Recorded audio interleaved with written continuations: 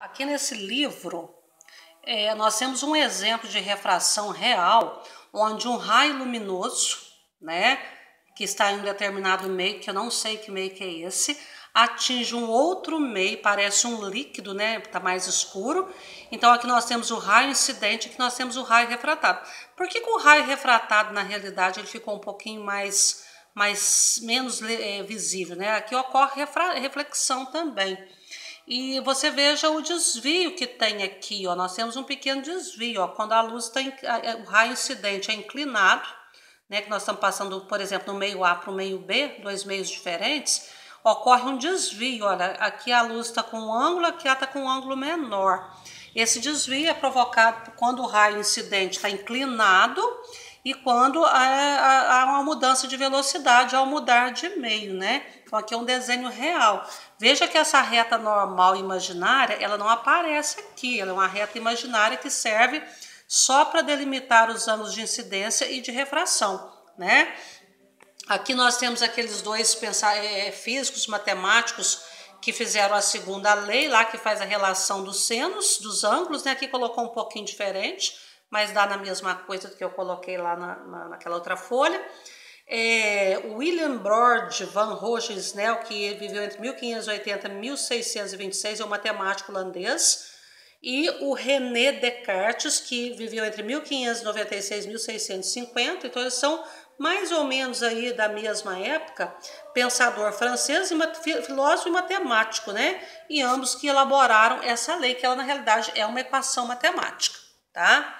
Bom, então agora vamos fazer um exemplo para a gente ver como que a gente vai trabalhar com a equação dessa segunda lei da refração. É só montar, a maior dificuldade é montar. A matemática dela, na realidade, é muito fácil de resolver. E tem que ter uma tabelinha dos ângulos que eu ainda vou imprimir para passar a tabelinha dos ângulos, porque é importante que a gente não tenha a obrigação de decorar o seno, cosseno e tangente de ângulos. Então aqui está dizendo o seguinte: um raio luminoso monocromático. O que é monocromático? É uma cor só, então pode ser um raio de luz vermelha, um raio de luz azul, desde que seja uma cor só. Um raio de luz violeta passa de um meio A para um meio B, como mostra a figura.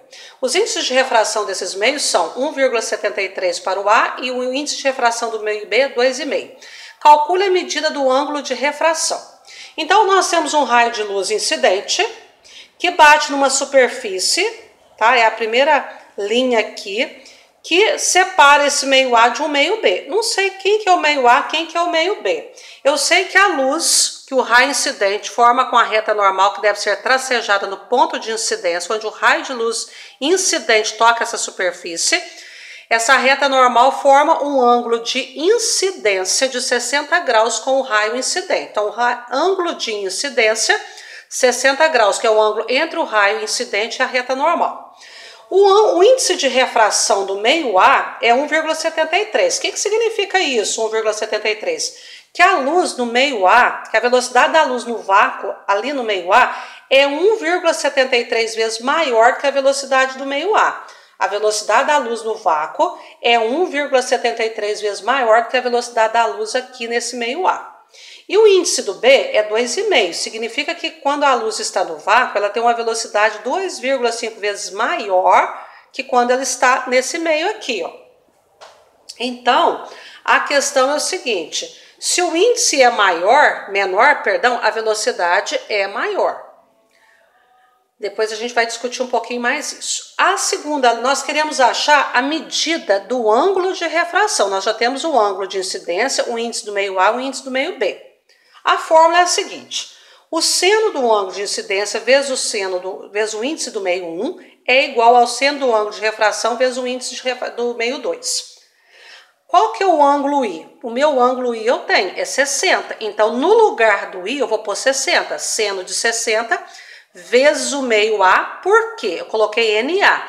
Porque o ângulo de 60 está no meio A. Então, a gente multiplica o ângulo aqui, ó. Ele tem que estar multiplicando o índice de refração do meio onde ele está. O ângulo de 60 está no meio A, então ele tem que multiplicar o índice de refração do meio A. O ângulo R, o seno de R, tem que multiplicar o índice de refração do meio B. Aqui eu estava colocando N2, é NB, está no meio B. A refração ocorre no meio B. ângulo R está no meio B, o seno de R multiplica o índice do meio B. Agora a gente substitui. Não precisa saber, eu vou passar depois. O seno do ângulo de refração, se a gente consultar uma tabela, o seno de 60 graus vale 0,866. Eu vou colocar aqui no lugar do seno de R. Vezes o índice de A. Qual que é o índice do meio A? 1,73. Seno de 60, 0,866, vezes o índice de A, que é 1,73.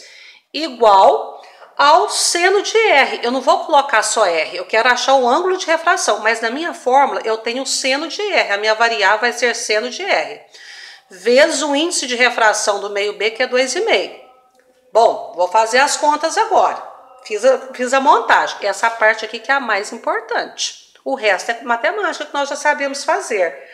Índice 60 multiplica o índice de A, R multiplica o índice de B, porque esse ângulo está no meio, esse ângulo está nesse meio. Ângulo de 60 tem um seno de 0,866, NA 1,73, seno de R eu não sei, eu tenho que colocar seno de R, porque eu não sei o R, índice de B é 2,5. Se eu multiplicar 0,866 vezes 1,73, vai dar aproximadamente 1,49. Toda vez que eu tenho uma letra e multiplico um número, a gente põe um número primeiro. Então, seno de R vezes 2,5 fica 2,5 vezes seno de R. O número que tem a variável tem que ir para o primeiro membro. Então, vai ficar menos 2,5 vezes seno de R é igual a menos 1,49. Multiplico por menos 1 porque a variável não pode ficar negativa. 2,5 seno de R é igual a 1,49, volta a ficar todo mundo positivo. O número que está multiplicando, ele tem que passar dividindo. Então, o seno de R é 1,49 dividido por 2,5. Se eu dividir 1,49 por 2,5, o seno de R vai dar aproximadamente 0,596. Bom, eu achei aqui, ó, o seno de R na minha fórmula. Ou eu vou achar o seno de I, ou o seno de R, ou o índice do meio 1, ou o índice do meio 2. Achei o seno de R. Mas agora a pergunta é, determine o ângulo de refração. Aí eu vou ter que consultar uma tabela que eu vou passar depois. Qual ângulo cujo seno é 0,596? É aproximadamente 37 graus. Mas isso a gente só vai definir consultando uma tabela. Tá certo? Daqui a pouco eu vou passar a tabela. Tá ok?